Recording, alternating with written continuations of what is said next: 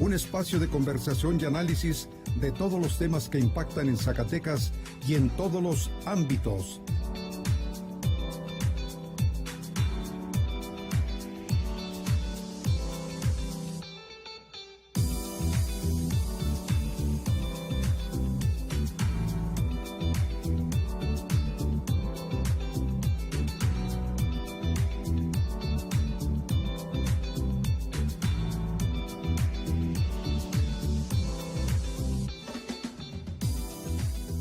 Diálogos con Silvia Montes. ¿Cómo está usted? Me da muchísimo gusto darle la bienvenida a el programa Diálogos, que ya termina con las entrevistas a candidatos, porque ya estamos en un momento en el que queda prohibido hacer tal cosa, que fue bastante interesante y también un poco cansado, yo creo, para usted como espectador. Hoy me acompaña un perfecto analista de estos temas, una persona que forma parte para mí en mi programa de mi equipo, digamos. Somos del mismo equipo, Manuel Ibarra Santos y yo, maestro, doctor, servidor público, pero hoy me acompaña en su calidad de analista para que hagamos reflexiones sobre el proceso electoral dentro de lo que cabe. Bienvenido a Diálogos, estimado maestro Ibarra. Un placer, Silvia, estar aquí contigo, compartir este espacio de análisis, y efectivamente estamos a unas cuantas horas, 72 horas de que la soberanía popular que se emite a través del voto en las urnas defina sobre cuál de los 4 candidatos que aspiran a la presidencia pueda triunfar. La verdad, son comicios extraordinarios, son comicios electorales concurrentes inéditos. Me parece que pueden ser fundacionales de un nuevo régimen de partidos políticos, por una simple razón. Me parece que llegamos a estos comicios con la construcción de coaliciones que rompen con la visión ideológica de los partidos. Me parece que llegamos a la etapa del fin de los partidos ideológicos, y como algunos teóricos lo plantean, es el fin, aunque lo pregonaban 20 años antes, en 1989, 1990, cuando cae la Rusia socialista y se desmorona el muro de Berlín. Muchos teóricos dijeron, llegamos al fin de la historia, al fin de las ideologías, pero me parece que en México llegamos al fin de las ideologías en estas elecciones, cuando los partidos se transforman y dejaron de ser partidos ideológicos, partidos de cuadros, y se convierten en franquicias de grandes negocios. Y entonces tenemos una elección también que es la elección más grande en la historia, no solamente por el número de cargos que se van a votar, son más de 18,000 cargos. Oye, y más de 84 millones de electores. Son 89 millones. 89. Es un padrón electoral de 89 millones. Y entonces tenemos una elección que marcará rumbos, derroteros, referentes históricos en la vida de los partidos del régimen. Muchos hablan de que tendremos una elección marcada por el voto antisistémico. Vamos a ver, vamos a esperar, pero lo que sí es cierto es que es una elección que por lo menos en estos días y atrás, en los últimos 3 meses, han mantenido en tensión la vida de la nación, y es no solamente la lucha por alcaldías, regidurías, sindicaturas, diputaciones locales, diputaciones federales, senadurías, sino que está en el centro la madre de todas las batallas políticas, la lucha por el poder de la presidencia de la República, que define el futuro, el destino de grupos políticos, de dinastías, de familias, y ahí te va, hasta de los grupos del crimen organizado, porque se reorganizan en este periodo. Entonces, por eso es la madre de todas las batallas políticas. Y bueno, ahorita que digo que hasta de las mafias, bueno, debemos decir también que estos son los comicios donde hemos tenido un alto índice de criminalización por el asesinato de muchos candidatos, más de 46 candidatos. Entonces también son unas elecciones que han pintado también de sangre el horizonte del desarrollo político democrático de México y de muchas entidades de la República, y debemos ser por supuesto, muy sensibles, muy comprometidos, pero sobre todo muy responsables en la emisión de nuestro voto el próximo domingo en las urnas. Hay que convocar a todos a que acudan en un acto de reflexión, de autocrítica, de conciencia, cómo emitir el voto. Tenemos que evitar que la política siga siendo la gran industria que construye en cada periodo millones de ricos, pero sobre todo que deja millones de pobres. Oye, ¿cuánta cosa me estás diciendo Sí, así de rápido y entonces todo tan de fondo? Todo tan de fondo. Es muy importante esto. Claro, y tiene que ser muy participativa la elección. ¿Cómo, te preguntaría, bueno, nos acabas de dar como una lección extraordinaria del mapa, así como llegamos, pero me gustaría que hicieras un balance, Manuel, acerca de las campañas en sí mismas. ¿Cómo las observaste? ¿Cómo las debemos valorar? Y después de eso te pregunto lo siguiente. Sí, cómo no, me parece, yo soy un crítico de las campañas, particularmente en esta etapa. Me parece que los candidatos nos quedaron a deber. Sí, por ¿verdad? una serie de circunstancias. Hubo temas que no entraron al debate a fondo, y un tema, por ejemplo, en el que no entraron al debate a fondo, es del área donde yo soy, educación.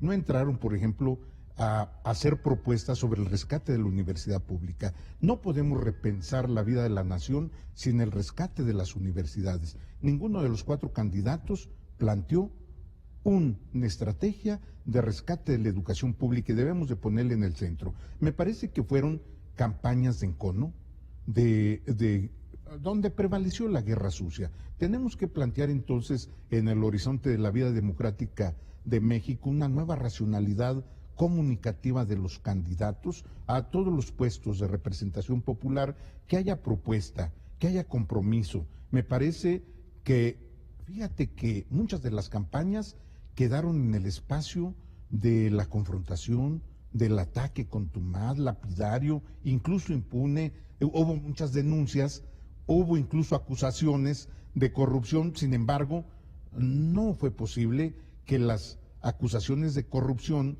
se concretaran por la vía penal y que hubiera consecuencias. Parecía que teníamos un candidato indiciado.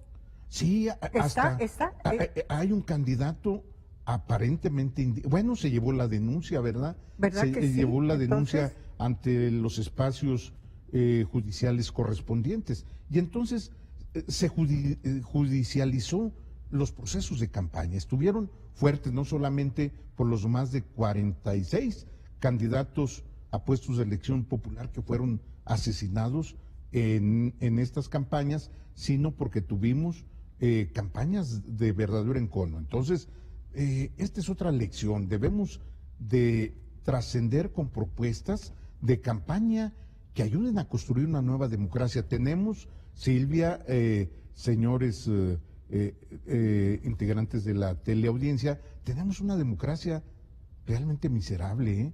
Seguimos teniendo una democracia que requiere el sacudimiento para que no solamente prospere la democracia, como lo dijo Amartya Sen, el creador del paradigma del desarrollo humano, quien dice que una democracia es miserable, sobre todo cuando se compra con dinero la conciencia de los ciudadanos. Tenemos que evitar eso en este país. Es un proceso de campaña además terriblemente caro.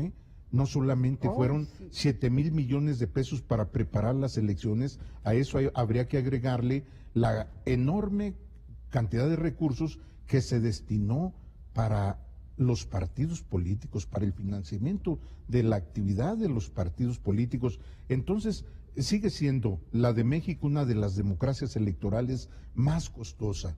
No obstante los esfuerzos que se han hecho, no hemos logrado que sea una elección que no gravite sobre las espaldas del pueblo mexicano. Acabo de ver el dato y es sorprendente.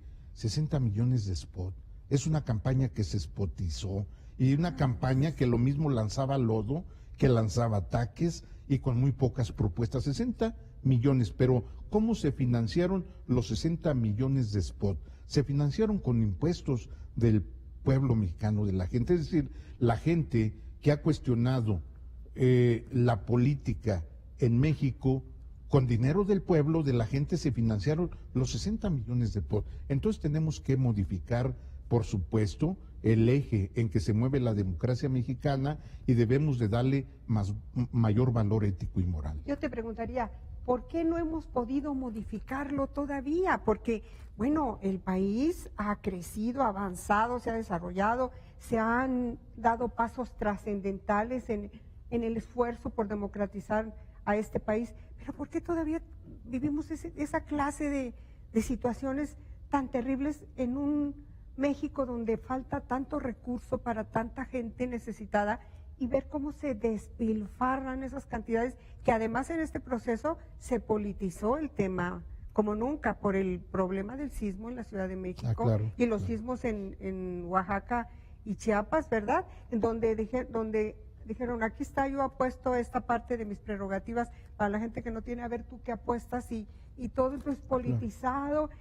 Unos soltaron en los mismos debates, vimos que el reto era ese, a ver si soltaban su dinero, no quisieron hacerlo, los que lo hicieron pensaron que con eso ganarían adeptos, no sucedió. En fin, ¿por qué no hemos podido, bueno, Manuel? Es que las élites políticas, la clase política en México, y junto con ello, no hay que deslindar de esta responsabilidad a la ciudadanía. Hemos sido incapaces de mover el eje en que se mueve el viejo régimen político mexicano. En estas campañas se habló mucho del tema de la corrupción y decía, alguien decía, no quiero mencionar nombres. No puedes. No puedo, decía, ¿cómo combatir? O sea, fue centralizado el tema de la corrupción, pero ¿cómo combatir el tema de la corrupción en una sociedad con un régimen donde se centralizan las decisiones del poder político? Es decir, donde tenemos un viejo régimen presidencialista que no termina por caducar y morir, y que no termina tampoco la sociedad y las élites políticas por construir un nuevo régimen.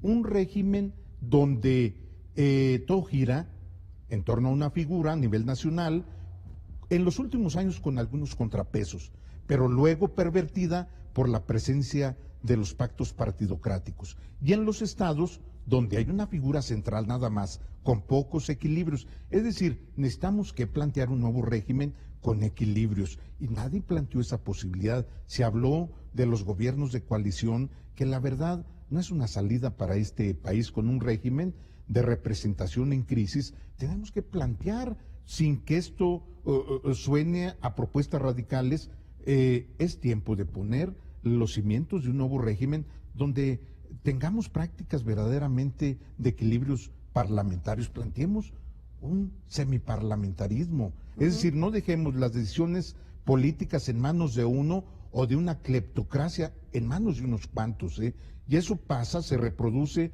lo mismo en el centro del poder público de la nación como en los gobiernos de los estados. Entonces no es crítica directa a nadie, me parece que es un régimen que tiene que modificar el eje en que se mueve, mueve y se ha venido moviendo la política desde años, y nadie en esta campaña planteó ajustes de calidad que modifiquen las prácticas de la política y de la democracia. No es posible que haya partidos que hayan elegido, por ejemplo, candidatos a través de encuestas, ¿sí me entiendes?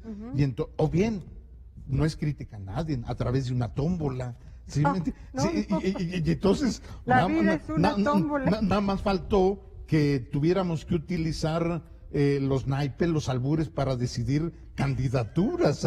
Y entonces eso habla de que el régimen político mexicano, patrimonialista, clientelar, se mueve entre un dejo de modernidad, pero con muchas reminiscencias premodernas. Y entonces tenemos que dar el salto sin radicalismos, y me parece que no se plantearon salidas a las grandes contradicciones que vive el régimen político mexicano y su democracia y su cuasi democracia. Lo que se planteó, se vuelve a plantear como siempre, cíclicamente, es la lucha del poder por el poder, Nada al más. costo que sea, Sí, así aliándose con quien sea, como se pueda, y eso de los gobiernos de coalición me ha sonado a mí desde que alguien lo planteó como una ocurrencia. En algunas naciones, bueno. en algunas naciones han planteado gobiernos de coalición, y dada su cultura, su tradición democrática ha servido, pero en el caso de México me parece que no podemos sustituir las viejas prácticas por un acuerdo cupular entre líderes de partidos. Aquí se ha cuestionado el fenómeno de la partidocracia. En muchos momentos de la historia reciente de la vida política de México, hemos dejado que los líderes de los partidos decidan por los millones de mexicanos. Tenemos que encontrar figuras de la democracia representativa que permitan que la sociedad se exprese, pero también hay que eliminar los diques que han impedido la participación ciudadana. Me parece que vivimos en un país donde la sociedad está desestructurada, tenemos mucho Estado y muy poca sociedad. Tenemos que modificar esto, pero de fondo. Y entonces, esto es uno de los retos, de los saldos y de los compromisos no cumplidos en este periodo de campañas. Yo te preguntaría entonces, muy lógica la pregunta, ¿de quién depende modificar esto que acabas de decir? Tenemos mucho Estado, muy poca sociedad. Sí. ¿De quién depende? De la sociedad misma. Yo creo que es una responsabilidad compartida. Depende de la sociedad, pero también del poder público, de las élites. Pero es que las élites nunca van a soltar su poder. Sí, necesitamos, fíjate que esa es una extraordinaria pregunta, ¿de qué depende el cambio? ¿De la presencia de la sociedad o de las élites? Me parece que debe de haber una simbiosis de esfuerzos. La participación ciudadana sin élites gobernantes modernas con una visión progresista no con el dejo y el prurito izquierdoso, no, progresistas en el sentido de poner en el centro de los cambios políticos el compromiso de atender las demandas de la sociedad, a eso me refiero, ¿sí? Sí. Y entonces, yo creo que es de ambos, sociedad y élites políticas. Fíjate que yo nada más te pongo el ejemplo más extraordinario, lo que ha hecho el gran cambio en China, que propició luego la transformación de los niveles de justicia, fue la presencia de élites políticas. Luego de la muerte de Mao Zedong, a mediados de la década de los 70, 76, llega una élite gobernante, formada por cierto fuera de China, en universidades norteamericanas, europeas, pero llegan con un gran compromiso. ¿Y qué hacen? En 40 años propician que más de 400 millones de chinos salgan de la pobreza. Y entonces ahí fue, y lo han ido aderezando con procesos de atención de la ciudadanía, para que la ciudadanía avance, se desarrolle, tenga mejores niveles de bienestar. Claro, ahí hay valores idiosincráticos diferentes a los de otras sociedades, como la mexicana. Entonces, seguimos estableciendo juicios críticos sobre los procesos de campaña. ¿Qué debemos de hacer los ciudadanos? Acudir a las urnas y emitir libremente nuestro voto, por quien queramos. Hay que convocar. A mí me parece que estas elecciones van a tener una presencia copiosa. Y yo creo que de esa participación de la gente, de esa participación ciudadana, se pueden derivar esos cambios tan necesarios. Así es. O sea, la presión social puede ser tal que ya será necesario. Muy sencillo, Silvia. El gobierno que llegue va a llegar en condiciones de muchos equilibrios. Quien sea, sea fulano, sultano, sea de derecha, de izquierda. ¿Qué quieres decir con condiciones de equilibrios? Es decir, va a llegar en condiciones no para generar decisiones de fuerza por el control de espacios legislativos. A mí me parece que se van a generar muchos equilibrios en esta elección. Quien gane... Que se deben. Así es. Que se deben el que gane va a ganar con bastantes limitaciones. Va a ser una lucha muy fuerte, muy competida, y entonces esto nos va a permitir, ojalá si sea quien llegue, que llegue con la voluntad de establecer cambios cualitativos que beneficien a la democracia mexicana. Sí, ese es el gran reto, quien llegue. Y ahora si me preguntas de Zacatecas, yo te diré que Zacatecas, sin ser pitonizo, yo creo que vamos a tener después del 1 de julio un extraordinario mosaico de pluralidad política. Ándale, y entonces, incluso a las pruebas me remito. Después de esto, nos vemos, Silvia, tú y yo, y diremos... Pero todavía no te voy a preguntar de Zacatecas, hasta la segunda media hora. Todavía me falta en el plano nacional que me comentes, Manuel Ibarra, un elemento que fue muy fuerte en estas campañas, como nunca tal vez el de las encuestas. Sí, fíjate que yo he estado leyendo las encuestas, sobre todo aquellas que son serias y que están sujetas a metodología rigurosamente científica. ¿Cómo saber cuáles son serias? Sí, eso, fíjate que tenemos una tradición de años donde las encuestas han fallado. ¿Verdad? Casi todas, sí, todas. Las serias te presentan una radiografía demoscópica del momento. Y entonces sí sirven como instrumento político para definir estrategias, pero en una democracia clientelar, patrimonialista como la mexicana, ¿sabes qué cuenta mucho? ¿Qué? La estructura. Por supuesto. Sí, y entonces yo diría, tampoco sin ser pitonizo, quien tenga el control del voto en los estados que aportan más del 50%, ese va a ganar la presidencia. Es el corredor cultural, el corredor democrático de la derrota o el triunfo. ¿Me puedes citar las Sí, entidades de la República sí, mira, que la conforman? son 5, nada más. Nada más 5. Bueno, entre las que, por cierto, no No estamos. está Zacatecas. Te lo puedo aumentar a 9 estados. A ver. Las 5 entidades que te aportan más del 46% de los votos del país, y si le agregamos 56, 58% de los estados, ahí te van. El que más votos aporta en el país es el Estado de México, con el 12% de los votos. Por algo su clase política tan fuerte. Es muy fuerte, muy sí. fuerte. Y entonces se aporta como 12 millones de votos. Nada más. Comparémoslo con Zacatecas, son en el padrón 1.100.000 y tantos votos. Estado de México, 12 millones. 12 sigue el Distrito Federal. Con como otros tantos. ese como el 8 millones de votos. Está, por supuesto, Veracruz. Uf. Veracruz como el 6% de los votos. Está Jalisco. Está Chiapas. Chiapas está entre los 9, te aporta como el 3.4% de los votos. Jalisco, pues. Jalisco, Puebla, Veracruz.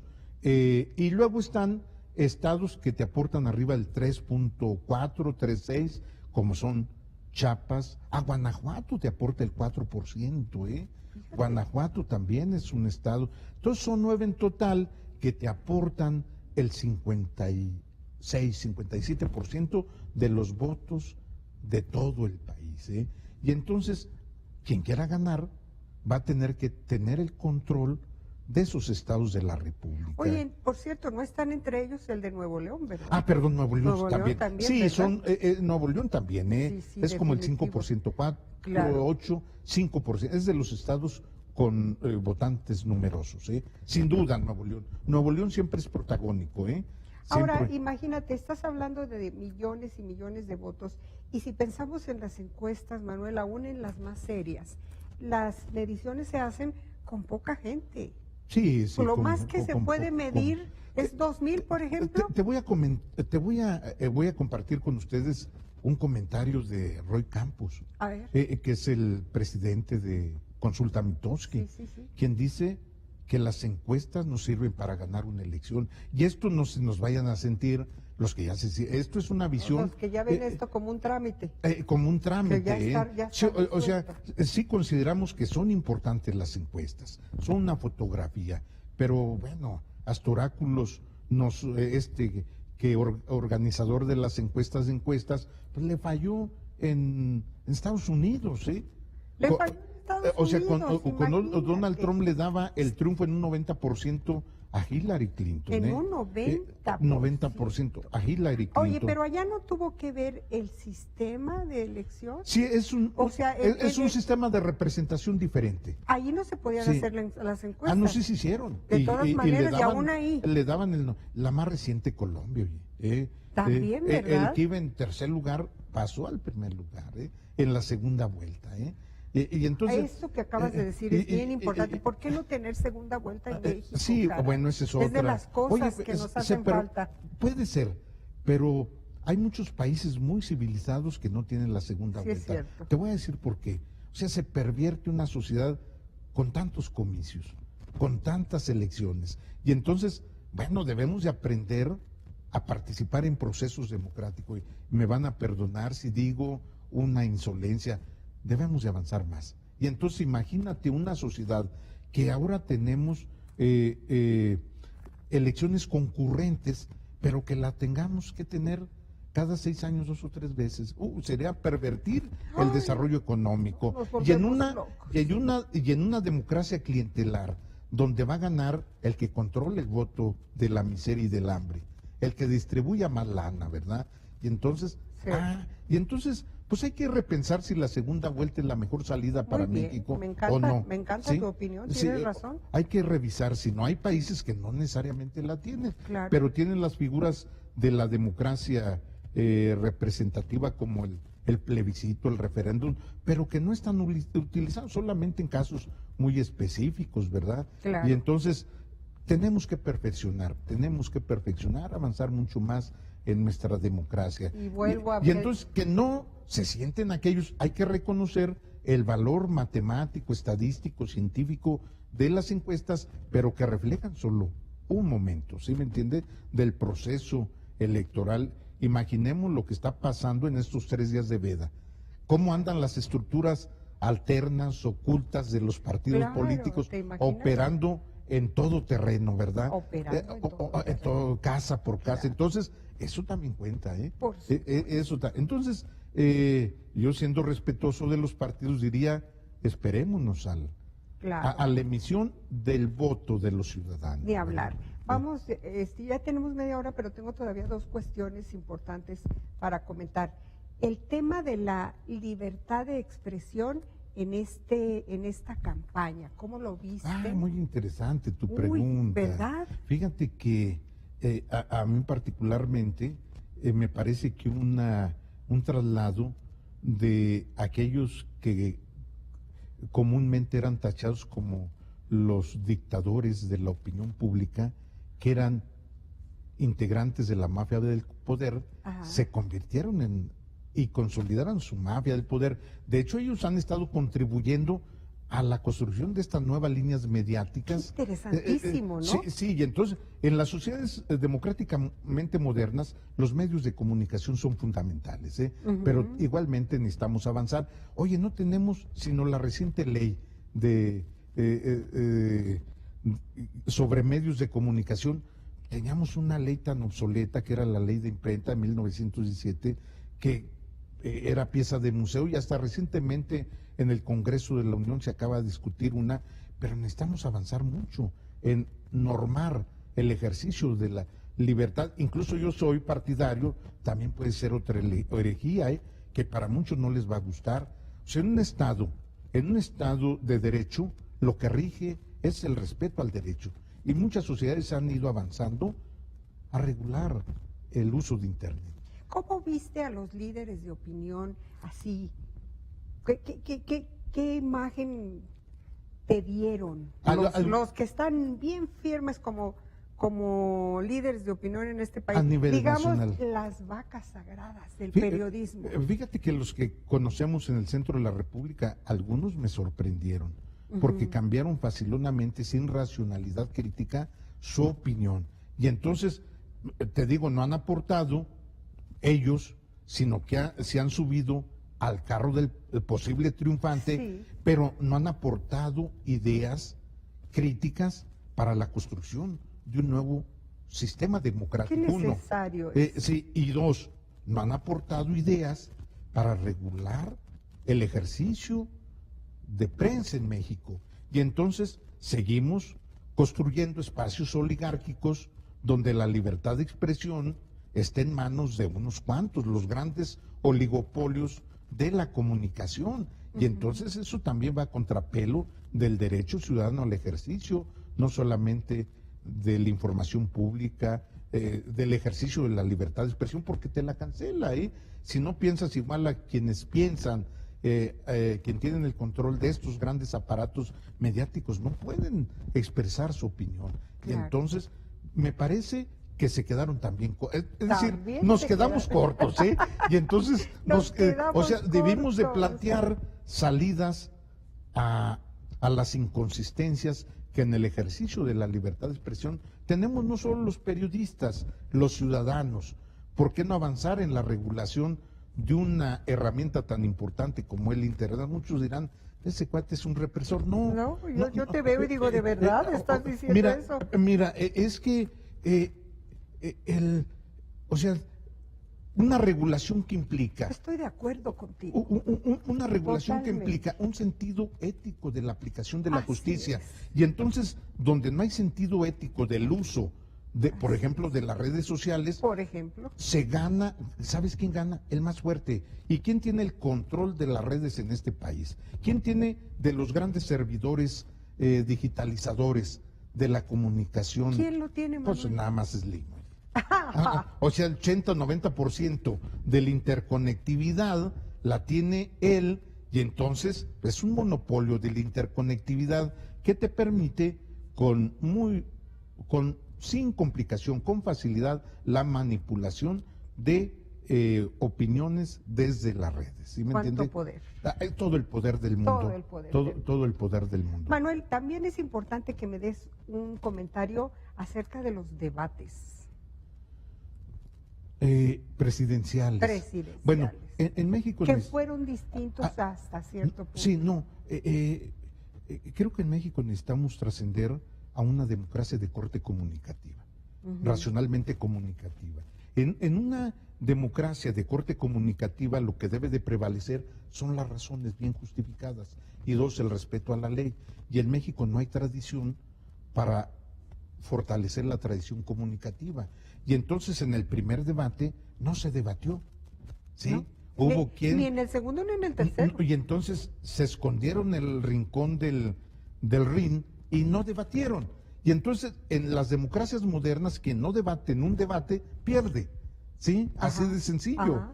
Sí, y recordemos el primer debate de la historia en el mundo, 1960.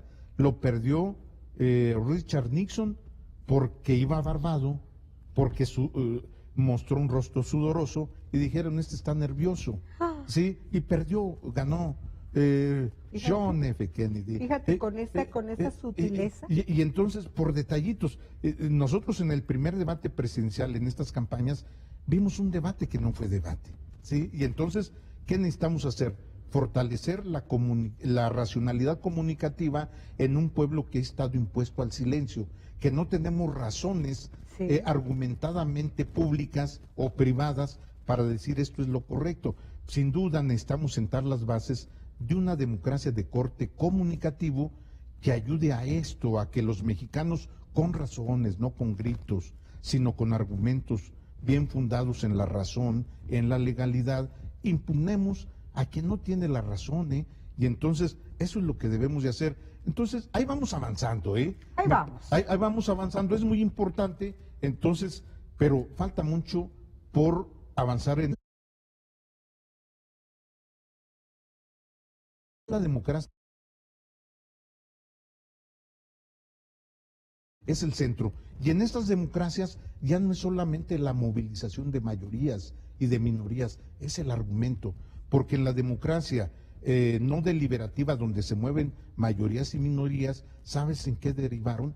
En dictaduras. O sea, la dictadura fascista de Hitler se fundó en la movilización de masas controladas por el hambre y demás, y entonces pues les dan dinero y las masas se manifiestan y votan por quien quieran sin tener argumentos, ¿se me entiende? Claro. Mussolini hizo lo mismo, Stalin en el viejo régimen comunista hizo lo mismo, una democracia no de corte deliberativo, sino de masas, donde la masa era conducida y movida como, me voy a ver mal, como reales corderos, ¿sí? Y entonces Como suman los, reales ¿verdad? corderitos. Y entonces, por eso hay que trascender. En México estamos a punto de trascender, pero nos falta mucho de trascenderse de ese tipo de democracias de mayorías y minorías a las democracias deliberativas, Qué de trabajo corte nos comunitario. cuesta. Pero hay Es que avanzar. Es que además somos un pueblo tan especial. Parece que no nos interesa mucho profundizar en cosas importantes, que somos, ve por ejemplo ahorita que se desarrolla el Mundial, como todos estamos viendo, esperando el chiste, el meme, Sí. eso nos encanta, o sea, somos especiales los mexicanos y somos sensibles, pero bueno, yo estaba viendo, oye, grupos de jóvenes gritando en la embajada de Corea, hermano coreano, ya eres mexicano, y decía yo, ¿por qué no se apasionan igual con el tema político y hacemos cosas serias? Sí, es que un pueblo, en el fondo del hartazgo. Asunto de educación. En el fondo del hartazgo, ante la falta de respuestas eficientes del aparato de Estado y de las élites políticos, las salidas que buscamos es esto, la diversión fácil, y entonces somos, por lo tanto, como lo son muchos otros países, un país futbolero, ¿sí? Sí. Y entonces, sí, debemos de ser un país futbolero. Mira, en Alemania, ahora Es que nuestro perdieron, desahogo. ¿qué crees? No va a pasar nada, ¿eh? No, ¿verdad? Claro, porque la sociedad alemana es una sociedad altamente planificada. Van a revisar con pinzas, con lupa. ¿Qué pasó? Y te aseguro que el próximo mundial mundial van a venir aquí a México a ganar todo. Van a ser competitivos, es decir, ahí tienen esa Analíticos. visión. Sí, y entonces Aquí oye, somos pasionales. sí, como muchos latinos, ¿verdad? Que Sí, todos los latinos. sí, Pero sí, entonces, sí. también por estos espacios, estos vacíos que ha dejado el Estado, que construyamos una nueva. Oye, fíjate, ¿no habrá sido a propósito oye, siempre? otra cultura deportiva. A ver, ¿qué dijeron los candidatos sobre deporte? ¿Hicieron algo de Ay, fondo? tienes razón. O sea, Ni siquiera educación. tocaron el tema. Educación pública, claro, se centraron en el tema mediático de si se aniquila o no la reforma educativa, Sí. se olvidaron de las universidades, que en términos de Hegel, las universidades son el espíritu y el alma de un pueblo. Ay. Y entonces, imagínate cómo repensar a una nación con universidades en bancarrota, a punto de cerrar, como la de Imagínate, como la de Zacatecas. Zacatecas. Y entonces rescatemos a las universidades, pongamos en el centro el tema del el deporte. Si queremos combatir los 4 jinetes del apocalipsis que están dominando el escenario mexicano, la inseguridad, la lucha de los grupos del crimen organizado, la crisis económica y la pobreza, pues necesitamos educación, necesitamos producir científicos, no narcotraficantes, ¿verdad? Claro. Y entonces desde la educación producir un nuevo capital humano, y para eso están las universidades Pero fíjate, públicas. si en el propio proceso se están presentando hechos violentos que llegan a más de 140 muertes, Sí, o sea, qué contrastes tan grandes y qué preocupante situación. Yo tengo una amiga que me dijo, oye, nos juntamos para ir a votar porque a mí me da miedo. Dijo, vamos juntas. Y le dije yo, no tengas miedo. ¿Tú crees que la gente va a ir a votar con miedo, Manuel? hay un escenario de tensión.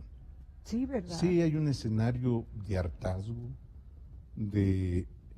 acabo de leer este libro de La Sociedad Dolida, de Juan Ramón de la Fuente. ¿Cómo ves si me lo vas regalando? Sí, no, te lo voy a mandar. Sí, sí, y dice que lo que en este momento la sociedad mexicana requiere, más que un estudio socioeconómico, político, es un estudio médico y clínico, de cómo está, Qué interesante. que cómo está su mente. Estamos locos ya. Sí, porque Ya mira, estamos medio locos. o sea, más de 100,000 muertos en el último sexenio, malos Ay, sismos, sí. malos sismos. Ay, sí, estamos muy dolidos. Dice, ¿qué está haciendo el Estado para entrar a la mente, al psique del mexicano y ayudarle a que esta es la generación marcada por el crimen, la violencia y la contingencia? Ay. ¿Y qué hemos hecho?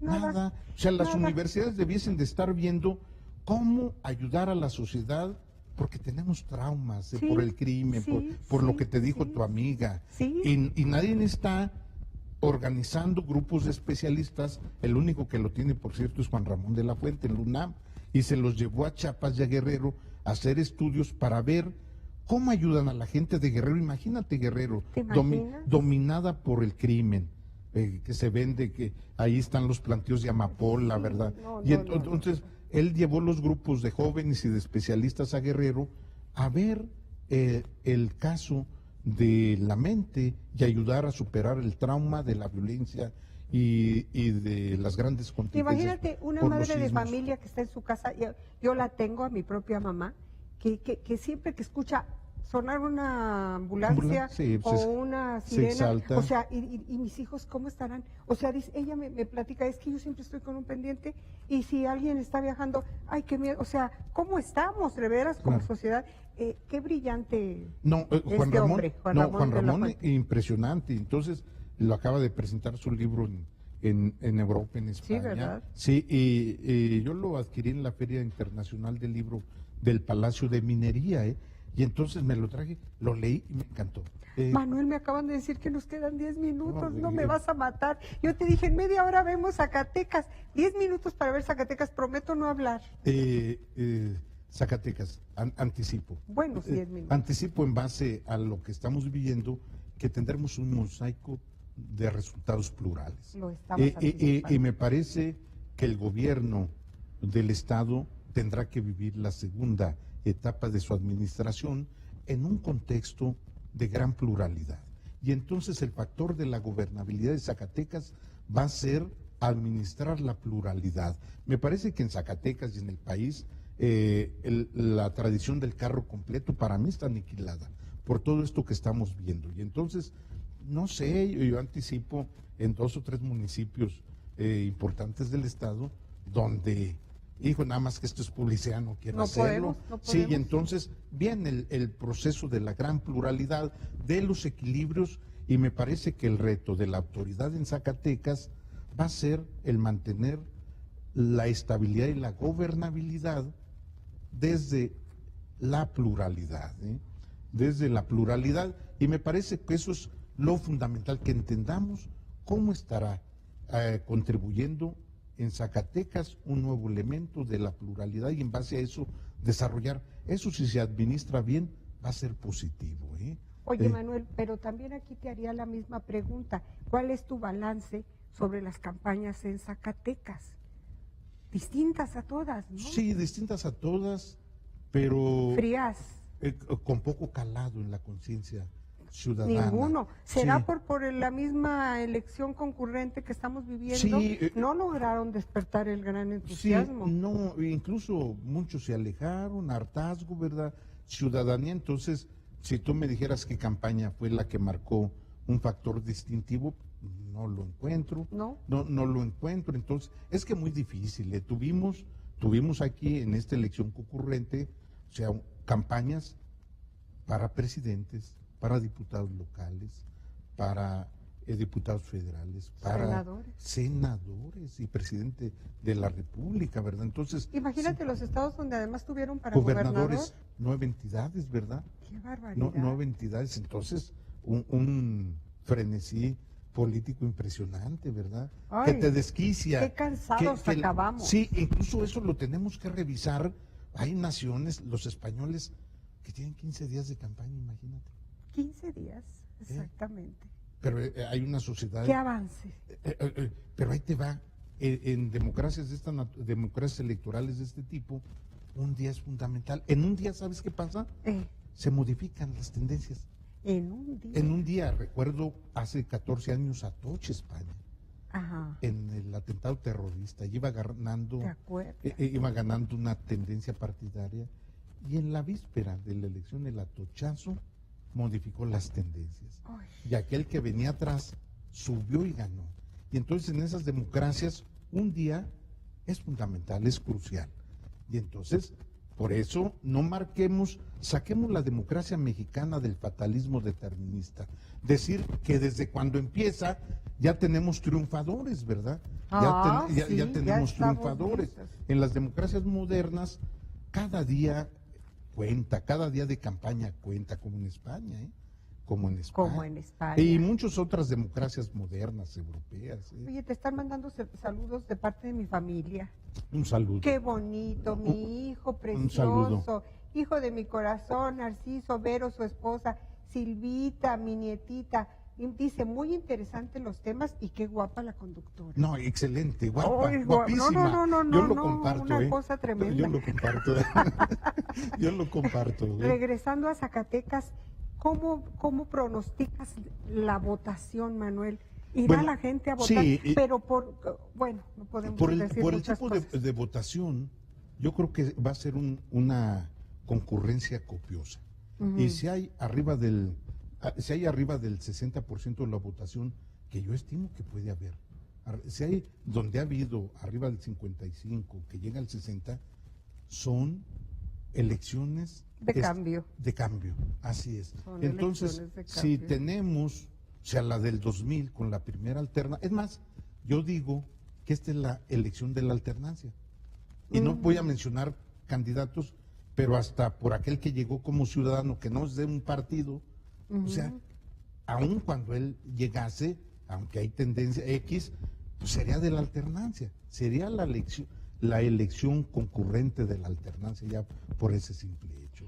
Qué barbaridad. Sí, esto es una elección de cambio. Sin duda va a ser una elección que va a dejarnos un cambio y ahí es donde debemos de aprovechar la ciudadanía organizada, las élites ilustradas, porque el desarrollo de una nación, de una sociedad, de un país, de un pueblito, aunque sea chiquito, depende mucho de sus élites organizadas. Ahora, sin que hablemos de ningún candidato en especial, sí, no sé qué pienses, pero yo veo en esta elección en Zacatecas muchos improvisados, o poquitos, y bueno, no se pueden dar nombres, pero algunos personajes que dije yo, ¿y a honras de qué es candidato a tal? Eso tiene que ver con nuestro perfil de democracia. Y entonces tenemos que avanzar en la profesionalización del ejercicio de la política. Es decir, esto no implica generar una casta, que ya la hay, de privilegiados del ejercicio, pero tenemos que profesionalizarla, pasar del patrimonialismo democrático, de esta democracia que solo beneficia a unos cuantos, a una democracia que permita estimular el talento y que evite eso que efectivamente tú dices, ¿verdad? La improvisación. Sí, hay mucha improvisación y entonces eso tiene que ver, estimada Silvia, también con la posibilidad de decidir, que la sociedad también castigue o estimule a los improvisados o a los profesionales de la política, ¿verdad? Yo espero. Yo siempre he confiado, no sé qué piensas tú, en la madurez de los zacatecanos. La gente de Zacatecas es pensante, no es tonta, no puede dejarse llevar nada más por las caras bonitas o feas. Ándale, eso es cierto. Luego somos una sociedad como muchas otras, eso, Marco. Que estamos atrapados por la frivolidad de la política, ¿verdad? Ahí está la cosa. Sí, entonces el bonito, el de peinado X, el de esto, el del Photoshop, ¿verdad? La del cuerpazo. Ándale, y entonces luego nos resultan verdaderos fraudes, ¿verdad? Por favor. Bueno, otra cosa muy interesante en esta elección a nivel estatal es que por primera vez se dan casos de los que decidieron ir por segunda ocasión como a buscar el voto. Sí, por primera ocasión tenemos la reelección después de la reforma. Que no les gusta a muchos decirle reelección, sí, pero que lo es. Es reelección, entonces tendremos la primera experiencia de la reelección después de que Francisco I. Madero se pronuncia por la no reelección y se plasma en textos constitucionales de la no reelección. Es la primera elección. Vamos a ver si hay el criterio racional de la ciudadanía para que califique castigando, premiando a que haya sido un buen político. No ¿verdad? hemos podido digerirlo bien y analizarlo correctamente porque estamos inmersos en el proceso federal, en la madre de todas las batallas, ¿no? Yo creo que debemos darnos el tiempo quienes tenemos la responsabilidad, o toda la gente, pues, de hacer una buena valoración y también de acudir a hacer un voto razonado y no votar porque los candidatos están pidiendo, sí puedo decir 5 de 5, ¿no? Sí. Oigan, 5 de 5, así, voten todo igual. Yo pienso que debemos pensarlo bien. Sí, eso tiene que ver con la educación cívica y democrática y hay que seguir. Fíjate que yo soy de los que piensan que lamentablemente estas campañas no contribuyeron a la formación educativa. No. En términos democráticos. Entonces, una elección debe convertirse en un proceso educador también, ¿eh? O sea, lo podrá ser educador si hay cambios, si los cambios se traducen en cambios que beneficien a la sociedad. Solo así será un proceso educador. Y entonces yo diría, sí, me equivoqué, si fue un proceso de campañas educador que nos trajo como resultado estos grandes cambios en la estructura del viejo régimen político del país, ¿verdad? Y si somos realistas, yo no vi muchas propuestas. Debieron tener el talento para competir con la misma elección y, no sé, buscar la forma, llevarle la propuesta a la gente a su casa, no sé. Así es, yo vi mucho lugar común en la propuesta. Totalmente. El lugar común, incluso... y el ataque a lo que hay. El ataque, y entonces por eso te digo, faltó la propuesta que modificar el eje de gravedad del sistema político mexicano, y el único que pretendió muy autocensurado fue el de los gobiernos de coalición, pero me parece que este país debe de replantear una modificación de las estructuras del régimen político mexicano y que genere equilibrios. ¿Cómo combatir la corrupción si un solo hombre con un grupo X decide todas las grandes cosas del país? ¿O cómo? No, la corrupción la vamos a combatir cuando modifiquemos la inercia de este régimen político concentrador de decisiones políticas. Solo así lo podremos hacer. De lo contrario, quien llegue a la presidencia va a tener que estar siendo cuestionado por las prácticas reiterativas de la corrupción. Si no modificamos el Estado, la estructura, el régimen, va a ser